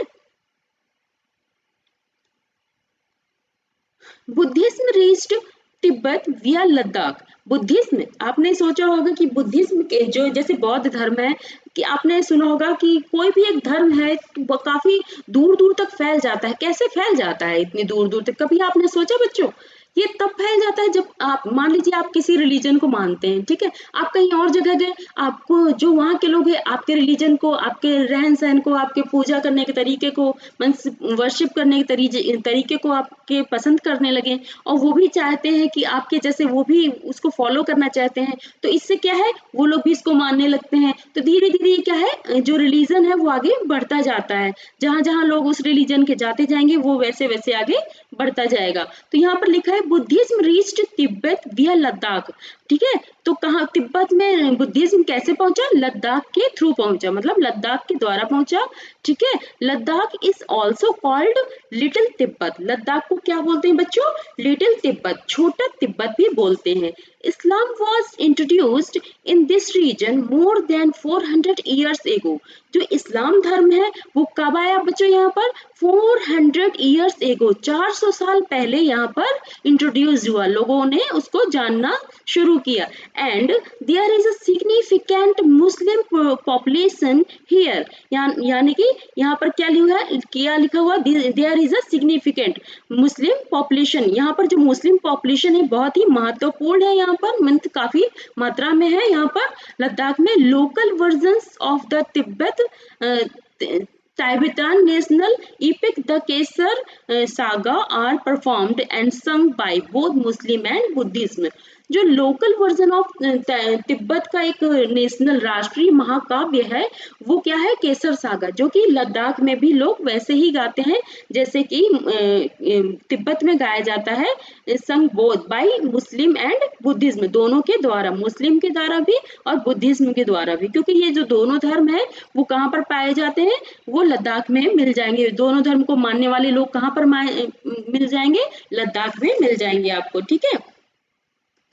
केरला, अब हम जानते हैं केरला के बारे में। बच्चों यहाँ पर हम डाइवर्सिटी के बारे में पढ़ रहे हैं, आप अगर भूले ना हो तो मैं यहाँ पर याद दिला देती हूँ। डाइवर्सिटी के बारे में पढ़ रहे हैं, कैसे हिस्टोरिकल बातों से, हिस्ट्री से, और कैसे आज जो वहाँ का जियोग्राफिकल है, मतलब कि वहाँ भौगोलिक स्थिति वहाँ की कैसी है, उससे कैसे डाइवर्सिटी चेंज हो जाती है, ये हम यहाँ पर देख रहे हैं। अब हम यहाँ पर डिस्कस करेंगे केरला के बारे में, ठीक है। This is a state in the south west corner of India. ये जो स्टेट है केरला वो कहाँ पर है? South west corner of India, जो दक्षिण पश्चिम कॉर्नर, जो कॉर्नर है इंडिया का दक्षिण पश्चिम कॉर्नर है, वहां पर ये स्टेट है। कौन सा? Kerala. It is surrounded by the sea. ये जो घिरा हुआ है, किससे घिरा हुआ है? समुद्र से घिरा हुआ है। ऑन वन साइड, एक साइड क्या है? समुद्र से घिरा हुआ है। And hills on the other side, जो पहाड़ी इलाका है वो दूसरे साइड, इसके एक साइड इनका पहाड़ी इलाका है और एक साइड क्या है? समुद्र से घिरा हुआ है। A number of spices like pepper, cloves are grown on the hills, जो कि यहाँ पर क्या है? ये मसालों के लिए बच्चों बहुत ही प्रसिद्ध है केरला, ठीक है। कि जैसे कि पेपर यानी कि जो काली मिर्च होती है, क्लोव यानी कि जो लौंग होती है, और भी कई मसाले हैं वो यहाँ पर मिलते हैं। लोग यहाँ पर उसको उसकी खेती करते हैं, कल्टीवेशन करते हैं, ठीक है। तो it is spices that made this region, it is spices that made this region, जिसने ये स्पाइसेस है जो कि इस क्षेत्र के लिए जाने जाते हैं, ठीक है। इन स्पाइसेस की वजह से ये क्षेत्र जाना जाता है, ठीक है, मतलब पहचाना जाता है। जैसे कि आप समझ जाइए कि कहीं पर किसी क्षेत्र में बहुत कोई चीज फेमस है तो वो उस चीज से ही उस जगह का नाम लोग जानते हैं, ठीक है, फेमस हो जाती है कि हाँ यहाँ का ये चीज बहुत ही अच्छा है, ये चीज, ये समझने कहने का तात्पर्य मतलब है, ठीक है। An attractive place for traders, ये क्या है? एक अट्रैक्टिव प्लेस भी है, किसके लिए? ट्रेडर्स मतलब व्यापारियों के लिए। The apostle of Christ Saint Thomas, the apostle of Christ Saint Thomas, यानी कि देवदूत, ईसाई धर्म प्रचारक। देवदूत कहिए, अपोस्टल मतलब देवदूत कहिए, या तो फिर ईसाई धर्म प्रचारक कहिए। ऑफ क्रिस्ट मतलब जो ईसाई धर्म के जो प्रचारक हैं उनके बारे में कहा गया है। सेंट थॉमस यानी कि महात्मा कहिए या तो संत कहिए। Saint Thomas is believed to have come here nearly 2000 year ago. यहाँ के लोग का विश्वास है कि जो सेंट थॉमस थे तो वो 2000 साल पहले केरला में आए, and he is credited with bringing Christianity to India. मतलब कि इन्हीं को श्रेय जाता है जिन्होंने क्या करा था कि क्रिश्चियनिटी मतलब कि जो ईसाई धर्म है वो कहाँ पर कौन लेकर आया है इंडिया में, सेंट थॉमस 2000 साल पहले। ये किनका मानना है, केरला के लोगों का मानना है, ठीक है। The Portuguese discovered the sea route to India from Europe when Vasco da Gama landed with his ship here। यहाँ ये जो पुर्तगीज क्या है, पुर्तगाली आपने सुना होगा कि हिस्ट्री की जब आपने कभी पढ़ा होगा या फिर कभी तो आपने पढ़ा ही होगा। तो पुर्तगाली हमारे देश में आए थे, उन्होंने क्या करा था, discover the sea route, mean जो समुद्री जो रास्ता है, ऐसा नहीं कि रास्ता नहीं था हमारे यहाँ यूरोप जाने आने का, लेकिन जो समुद्र का रास्ता था वो किसने सर्च किया था, वो पुर्तगालियों ने सर्च किया था। फ्रॉम यूरोप वेन मतलब यूरोप से इंडिया आने का जो समुद्री रास्ता था वो किसने सर्च किया था, पुर्तगालियों ने सर्च किया था। और वो कौन सा पुर्तगाली था जिसने सर्च किया था, उनका नाम था Vasco D gamma landed with his ship here. मतलब अपने जहाज के साथ यहाँ पर वो लैंड किए थे, मतलब उतरे थे। अब आते हैं यहाँ पर देखते हैं, ये देखिए बच्चों यहाँ पर केरला का ही है। केरला में एक चाइनीज फिशिंग नेट है, ये इसको चाइनीज फिशिंग नेट है जो कि वहां पर केरला में भी लोग यूज करते हैं। और यहाँ पर एक बोट रेस है, ये भी बताई गई, the boat race is an important part of the Onam festival celebrated in India. जो बोट रेस है बच्चों तो केरला में बहुत ही फेमस है, ठीक है, बहुत ही फेमस ओणम फेस्टिवल है, उसमें इस बोट रेस को लोग इस रेस को करते हैं, ठीक है। तो केरला में सेलिब्रेट करते हैं इसको। यहाँ पर देखते हैं और क्या लिखा हुआ है, because of all these various historical influences in people in Kerala practice different religions such as Judaism, Islam, Christianity, Hinduism and Buddhism। मतलब because of various historical influence, जो ऐतिहासिक जो प्रभाव है, जैसे कि सेंट थॉमस आए तो ऐसे हिस्टोरिकल जो प्रभाव है उनसे क्या हुआ, कई लोग ऐसे आए जो कुछ लोग चाइनीज से आए, कुछ लोग कोई बौद्ध धर्म लेके आया, कुछ तो हिंदू तो यहीं का था, और बुद्ध धर्म भी कुछ लोग, अब वहां पे तो नहीं, पूरे इंडिया में तो नहीं था ना बुद्ध धर्म, लेकिन जब एक दूसरे लोग क्या करना, प्रचार करना अपने धर्म का शुरू किया, एक जगह से दूसरी जगह जो धर्म गुरु थे, मतलब उनको मानने वाले थे, संत थे, वो क्या गए एक जगह से दूसरी जगह अपने धर्मों का प्रचार करने के लिए जाते थे। तो इससे क्या होता था कि उनके धर्मों का प्रचार होता था, और इससे क्या है, लोग उनके धर्म को मानने लगे, अगर उनको पसंद आता था तो लोग उनके धर्म को मानने लगते थे, ठीक है। Many Arab traders also came and settled down here। मतलब बहुत सारे अरब के, मतलब सऊदी अरब आपने सुना ही होगा, सऊदी अरब से व्यापारी आते थे और यहाँ पर वो सेटल हो जाते थे, क्योंकि ये केरला बहुत ही उनको पसंद होता था। Albion ibn sorry Ibn Battuta, who traveled here, wrote a travelogue in which he described the lives of Muslim। यहाँ पर अरब से कौन आए थे, इब्न बतूता आए थे, जिनका नाम मतलब एक ट्रेवलर्स थे, वो मतलब यात्री थे जिन्होंने क्या करा था, जिनका नाम था इब्न बतूता, और उन्होंने क्या लिखा था, ट्रेवेलॉग। यहाँ पे आप ध्यान से दीजिए, ट्रेवेलॉग, ठीक है, यानी कि यात्रा वृत्तांत, कि जैसे मान लीजिए कोई यात्री आया और उन्होंने वहां का माहौल देखा तो उसके बारे में अपनी बुक में लिख दिया, और कोई फंक्शंस देखे, यहाँ पे लोग कैसे व्यवहार करते हैं एक दूसरे से, वो भी लिख दिया। तो वही है कि यहाँ पर इब्न बतूता आए थे अरब से, और उन्होंने क्या किया, इसमें जो भी आप उन्होंने देखा वो सारा कुछ उन्होंने लिख दिया, ठीक है, अपने कॉपी में। इन विच उन्होंने क्या किया, वहां पे मुस्लिम धर्म की जो लाइफ थी, मुस्लिम लोगों की लाइफ थी केरला में, कैसी लाइफ थी वो उसके बारे में उन्होंने लिखा है इब्न बतूता जी ने, ठीक है।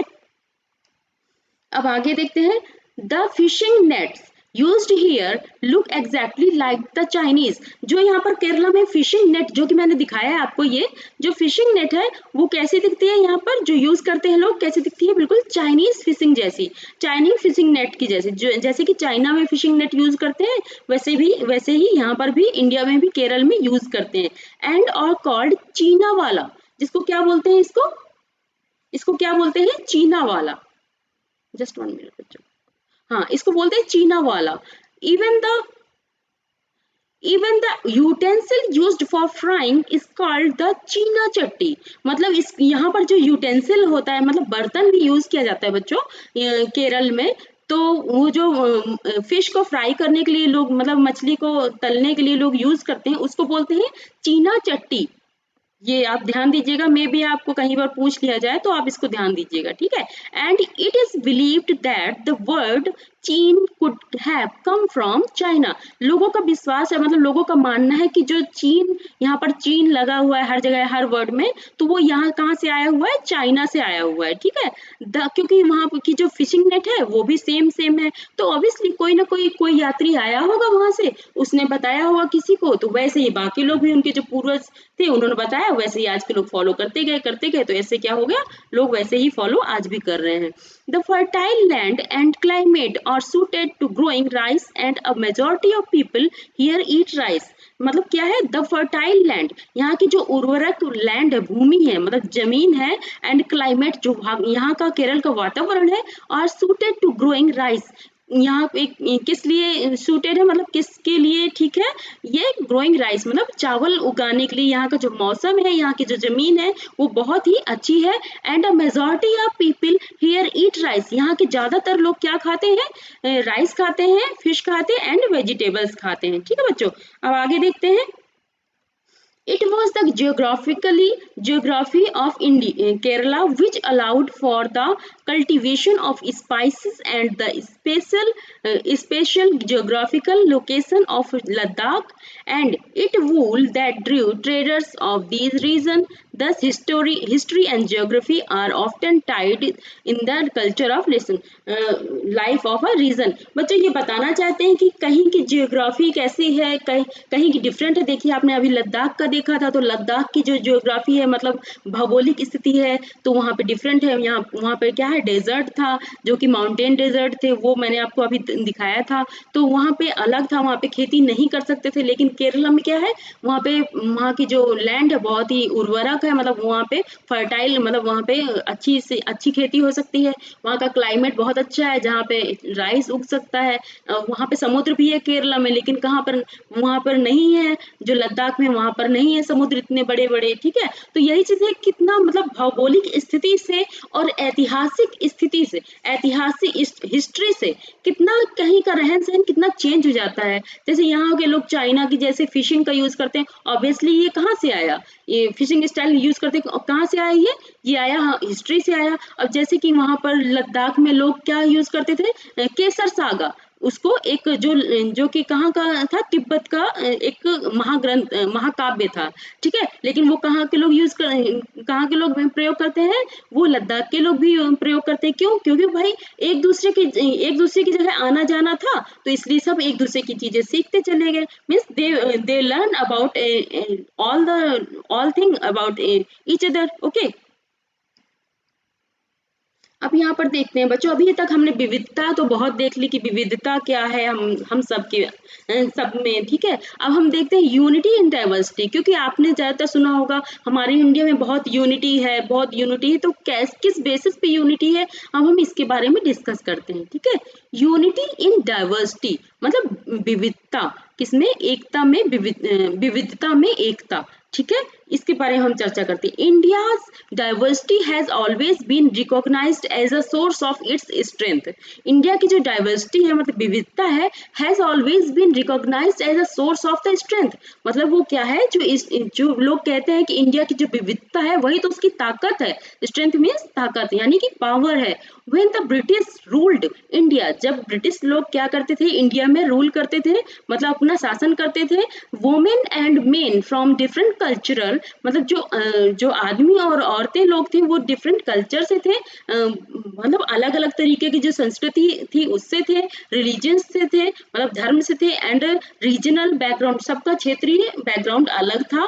केम टुगेदर टू अपोज देम, किनको अपोज करने के लिए आए, ब्रिटिश को। ब्रिटिश लोगों ने क्या करा था, सभी को तंग कर दिया था, ठीक है। तो सब क्या मतलब सब उनसे परेशान हो चुके थे हर तरीके से। तो क्या हुआ भाई, सब परेशान थे किसी एक की वजह से, तो क्या किया, भले ही वो अलग अलग धर्म के थे, लेकिन उन्हें ये लगा कि अगर हम सब साथ मिलके करेंगे तो शायद हम अपनी प्रॉब्लम को सॉल्व कर सकते हैं बहुत ही आसानी से। तो यही हुआ। और बल्कि ब्रिटिश लोग क्या सोचते थे कि इस विविधता का वो फायदा उठाना चाहते थे कि हम इनको इतना बांट दें कि ये लोग एक हो ही ना पाए।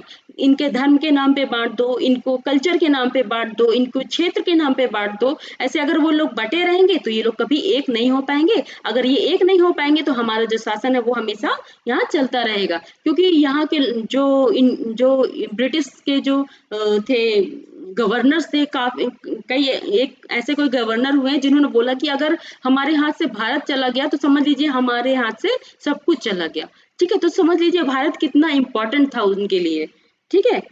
इसलिए वो क्या करते थे, यहाँ पर लोगों को अलग करने की कोशिश करते थे, ठीक है। अब यहाँ पर लिखा हुआ है इंडिया फ्रीडम मूवमेंट, लेकिन उन्होंने क्या किया, सबने एक सब परेशान थे इसलिए सबने उनके साथ सबने मिलके ब्रिटिश लोग के खिलाफ लड़ाई लड़ी। India's freedom movement had thousands of people of different background in it. India's freedom movement, जब राष्ट्रीय स्वतंत्रता के लिए जब लड़ाइयाँ लड़ी गई तो क्या हुआ, had thousand of people of different background, मतलब कई कई डिफरेंट डिफरेंट बैकग्राउंड के लोग आए एक साथ, ठीक है। थाउजेंड्स मतलब हजारों लोग एक साथ आ गए, ठीक है। जब किनके खिलाफ लड़ाई लगी, मतलब कि स्वतंत्रता के लिए लड़ाई लड़ी गई, ठीक है। राष्ट्रीय आंदोलन किए गए, तब भारत में जब राष्ट्रीय आंदोलन किए गए तब क्या हुआ, हजारों लोग एक साथ आ गए, ठीक है, जो कि कई अलग अलग बैकग्राउंड से थे। They work together to decide joint action, वो क्या करते थे, ज्वाइंट एक्शन के लिए, मतलब एक कोई एक्शन, कौन सा क्या एक्शन लेना चाहिए ब्रिटिश लोग के खिलाफ, तो वो साथ में आके इसके लिए डिसाइड करते थे। They went to jail together, वो साथ में जेल भी जाते थे।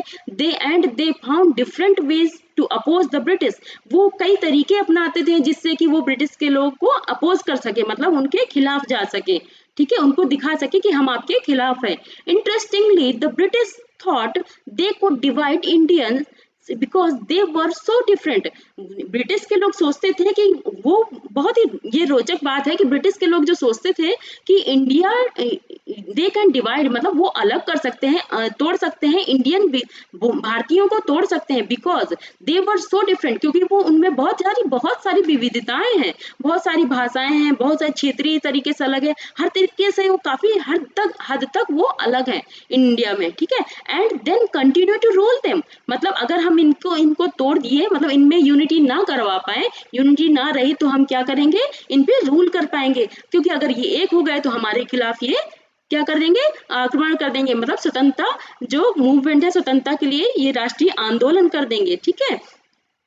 But the people showed how they could be different and yet be united in their battle against the British. But लोगों ने क्या करा, दिखा दिया कि वो भले ही अलग है, लेकिन उन्होंने जब जो युद्ध क्षेत्र था ब्रिटिश के खिलाफ था, वो उन्होंने दिखा दिया कि हम आपके खिलाफ है, हम सब मिलके आपके खिलाफ है, ठीक है।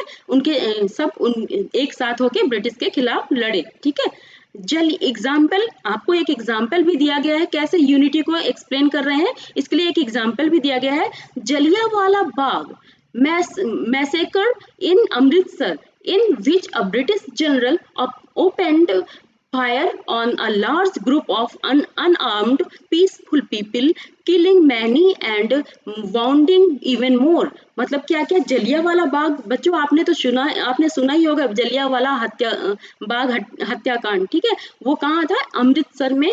वो क्या किया था, ब्रिटिश जनरल, जिसका नाम क्या था बच्चों, आप किसी को याद है तो बताइए, कमेंट बॉक्स में जरूर लिखिएगा वो कौन से ब्रिटिश जनरल थे कि जिन्होंने ऐसा किया था कि उन्होंने गोलियां चलवा दी थी, कहाँ, जलियांवाला बाग में, ठीक है। जो कि बहुत ही शांति से क्या कर रहे थे कि मतलब वो एक ग्रुप था और उन्होंने वो बहुत ही शांति से बैठ के वो एक मतलब डिस्कशन कर रहे थे, ठीक है। उनके ऊपर क्या करा था, उन्होंने चारों तरफ से सारा बंद करवा के, जो बाग था उसको बंद करवा के उनपे क्या कर रही, गोलियां चलवा दी चारों तरफ से। तो इसमें क्या हुआ, people killing many and wounding even more, मतलब बहुत लोग इसमें मारे गए जो कि बहुत ही शांति से अपना प्रोग्राम कर रहे थे, मारे गए, और उनमें से क्या है कभी बाकी काफी लोग घायल भी हो गए, ठीक है।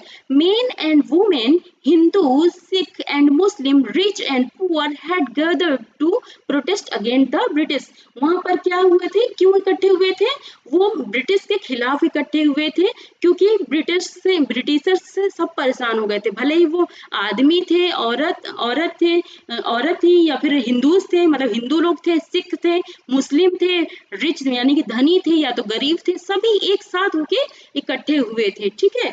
तो वहां पर किनके खिलाफ इकट्ठे हुए थे, ब्रिटिश के खिलाफ, क्योंकि ब्रिटिशर्स ने बहुत ज्यादा परेशान कर दिया था हम इंडियन के लोगों को, तो इसलिए वहां पर लोग प्लानिंग करते थे, जब राष्ट्रीय आंदोलन हुआ तो वहां पे प्लानिंग चलती थी, सारे सब, तब उस समय ये नहीं कोई सोचता था कि हम किस धर्म के हैं किस धर्म के नहीं, हम क्या किस क्षेत्र के हैं या क्या लैंग्वेज बोलते हैं, सब एक साथ मिलके सबने यूनिटी दिखाई अपनी ब्रिटिशर्स के खिलाफ, ठीक है। तो यही है कि यहाँ पर लिखा हुआ है कि हाँ बच्चों, ये मैंने पूछा था ब्रिटिशर्स जनरल, वो जनरल कौन थे, उनका नाम था जनरल डायर, ठीक है, याद रहेगा आपको, जनरल डायर, जिन्होंने गोलियां चलवा दी थी, ठीक है। Pandit Nehru delivering an independence day speech. बच्चों ये जो आपने इमेज देखी है ये क्या है, यहाँ पर ये खड़े हुए हैं पंडित नेहरू जी, ठीक है। ये यहाँ पर क्या कर रहे हैं, स्पीच दे रहे हैं इंडिपेंडेंस डे के दिन। इंडिपेंडेंस मतलब 15 अगस्त के दिन, 15 अगस्त 1947, मतलब 15 अगस्त 1947 को यहाँ पर स्पीच दे रहे हैं, जब देश स्वतंत्र हो गया था। उन्होंने अब यहाँ पर लिखा है, songs and symbols that emerged during the freedom struggle serve as a constant reminder of our country's rich tradition of respect of for diversity। बच्चों क्या हुआ था, स्वतंत्रता के समय बहुत सारे लोगों ने क्या करा था, कुछ सिंबल्स, मतलब कोई सिंबल थे जैसे पहचाना जा सके, और कई सॉन्ग थे जो एक मतलब सबको कनेक्ट करता था, जो कि आंदोलन करने के लिए बिल्कुल एक्साइट हो जाते थे, ठीक है, ताकि वो इन ब्रिटिशर्स को भगा सके यहाँ से, इंडिया से, ठीक है। तो ऐसे बहुत सारे गाने बनाए गए थे और बहुत सारे सिंबल्स को यूज किया गया था जब उस समय स्वतंत्रता के लिए लड़ाई लड़ी जा रही थी, ठीक है। Do you know the story of the Indian flag? क्या आप इंडियन फ्लैग जो कि यहाँ पर है, इंडियन फ्लैग के बारे में स्टोरी क्या आप जानते हैं? इंडियन फ्लैग की जो स्टोरी है क्या आप उसके बारे में जानते हैं?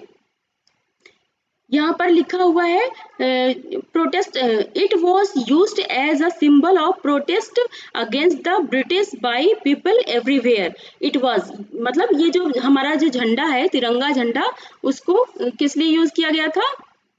ये जो हमारा तिरंगा झंडा है, तो ये किस लिए, मतलब इसका प्रयोग लोगों ने कैसे किया था, एज अ सिंबल यूज किया था ब्रिटिशर्स को भगाने के लिए, दिखाने के लिए कि हम सब एक हैं, कि जो अलग अलग धर्म के लोग, अलग अलग लैंग्वेज बोलने वाले लोग थे, वो इस झंडे को लेते थे और इससे शो कराते थे, दिखाते थे कि हम सभी भले ही अलग हैं लेकिन हम एक हैं।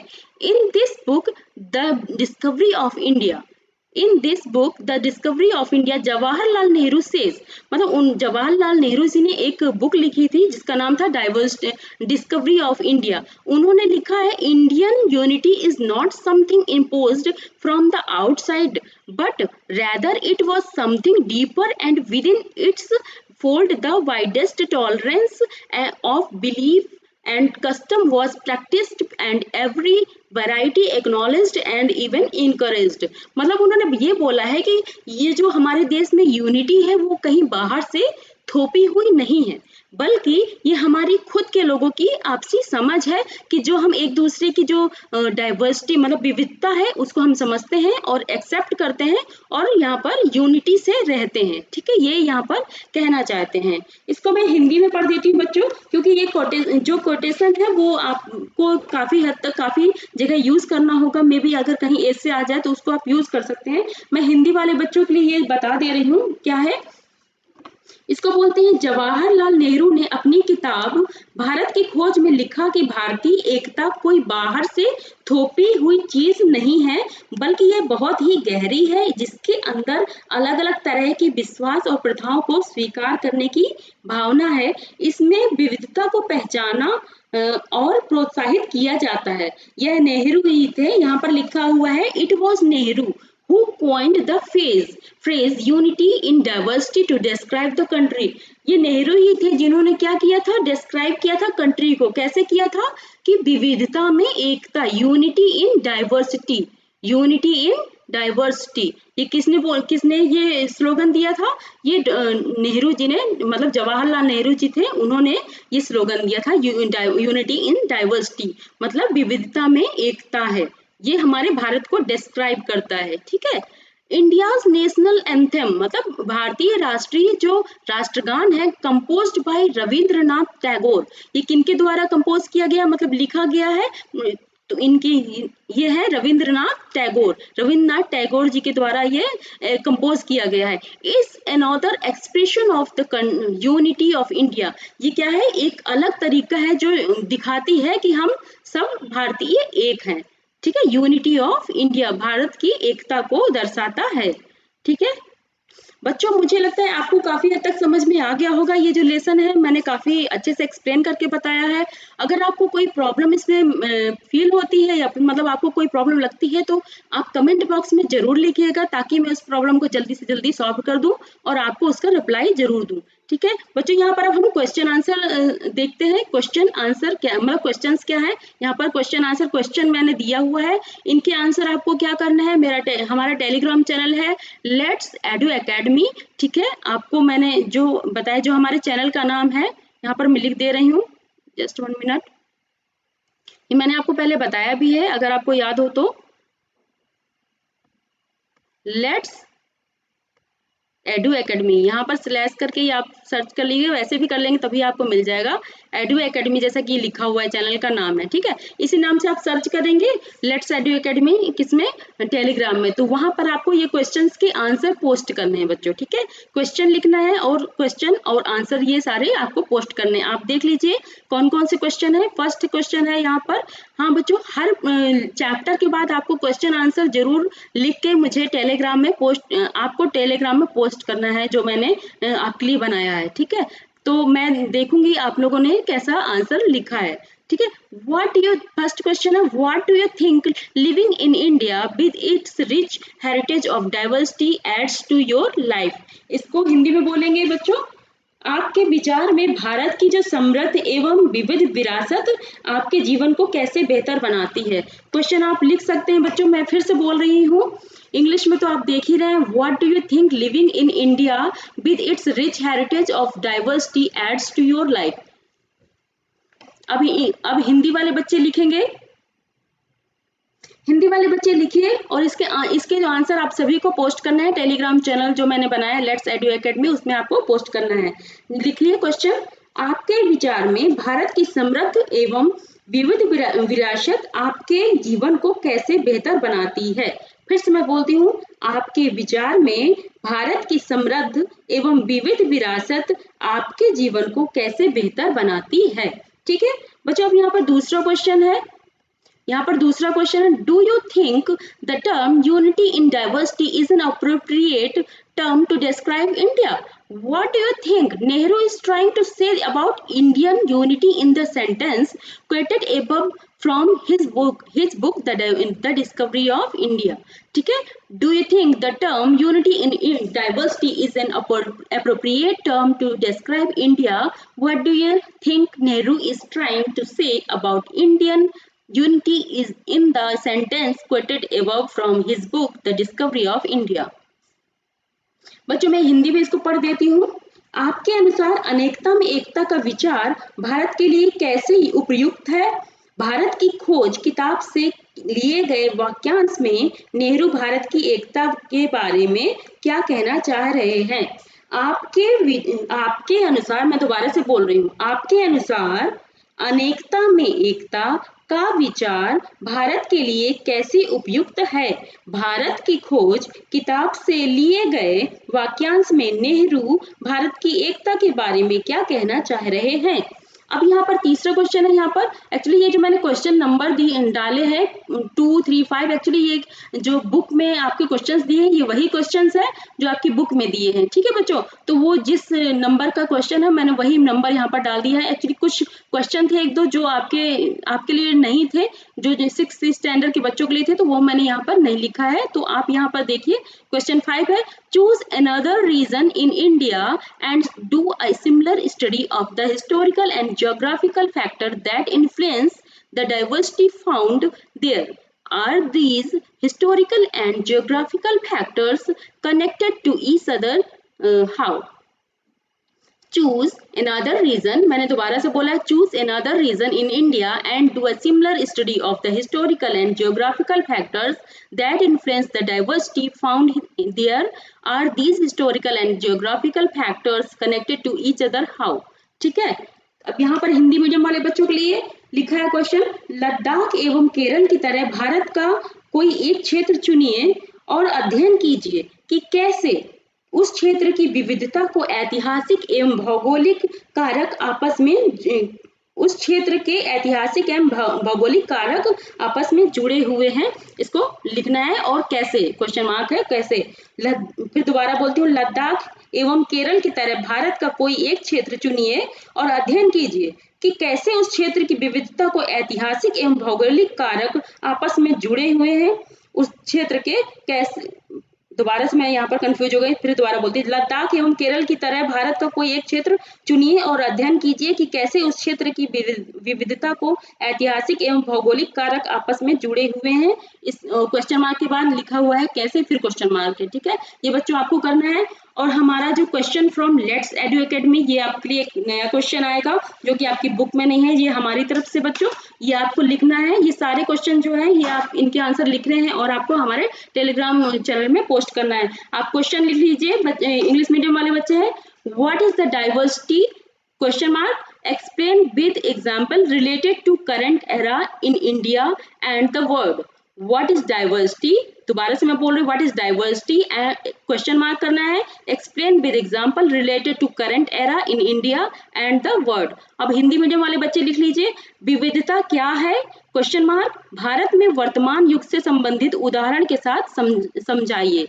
ठीक है, तो मुझे लगता है समझ में आ गया होगा आपको। अगर कोई चीज आपको समझ में नहीं आई या तो कोई क्वेश्चन समझ में नहीं आया तो आप मुझे टेलीग्राम में फॉलो करेंगे, तो आप वहां पर आप अपने क्वेश्चंस को लिख सकते हैं या तो आप कमेंट बॉक्स में लिख दीजिए। ठीक है बच्चों, अब आगे है let's edu academy never give up, मतलब कभी हार नहीं माननी है।